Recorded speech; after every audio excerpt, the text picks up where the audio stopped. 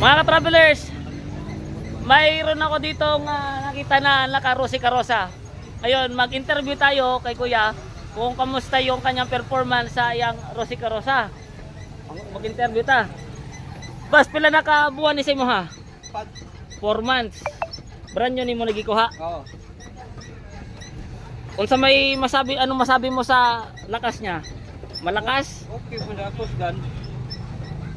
Yung pinaka kargado na ano mo dito, ilang tao? 5 sitting. Diya ka mabuhay sitting. So bida magana da mangwartar ko na. Mabuhay aso na dapat na mabuhay. Kadautas bagat. Padung si Bagat? Oh, kanana. Oo. Kwarta lang. Kwartara. Bisiin, walang ano sitting. Bida na gina. Okay. 4 months. Sa gasolina, Ang gasolina kung lagyo ang biyahe dire lumot-libot 4 ka litro to 5. Pero di lang 3 ka litro ang kapon. sa hapon, maghapon na. Unsay pinakamalayo nimo nga na ano nito? Mga goy, Pila ka litro mga goy nimo? mga 5. One way. 5 ka litro one way. Ibig sabihin 10 litro lang balikan. Na pa naibilin. 16 litros ang full tank ani. Mao, ako diri tangke. Di kahurot balikan. Pero Sa mga travelers. So unsay kuan na nino ang high speed ni siya. low speed. Low speed, ang low speed. Dalawang klase pala siya, may high speed, may low speed. So ito sa mga travelers oh. Ganito na talaga to dati. Oh. Wala ka nang binago diyan, okay na yan lahat. 4 months sa nagpa-bleeding ng preno. So mga travelers, ganito din yung kulay nung binag natin sa Lucena. Ngayon ko lang nalaman, ang Karusa 205 merong dalawang klase.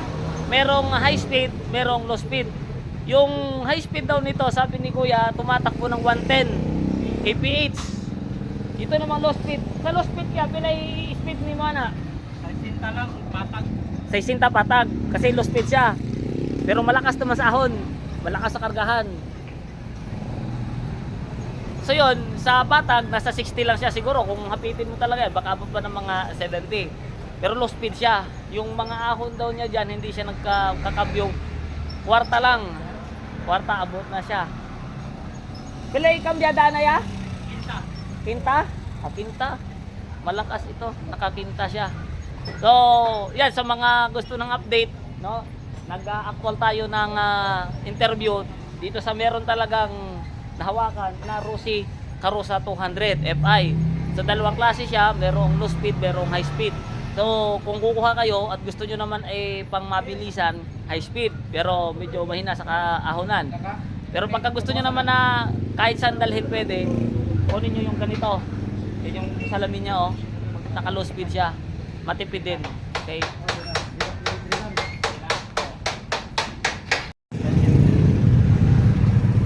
Coolant, air cleaner, yun yung kanyang radiator sa baba.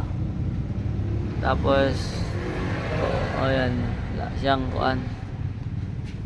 Ito yung loob ng makina niya, 100cc. Yun yung starter. Black motor lang talaga oh. Yan oh. Yun yung clutch. Clutch. Yan. Tapos ito yung sprocket. Sprocket gear. Ito. Dito lang siya nagpapanama kasi iba yung sistema ng transmission niya dito. Ayan. So yung kanyang atras at abante nandito lang. Dito sa nakaano. Ayan o. Atras at abante niya dito. Tapos ayan, ICU. Ganda. Tapos may ilaw siya dito oh. May ilaw pag nag-aayos. Sa gasolina, ang gasoline tank niya 16 liters. Laki.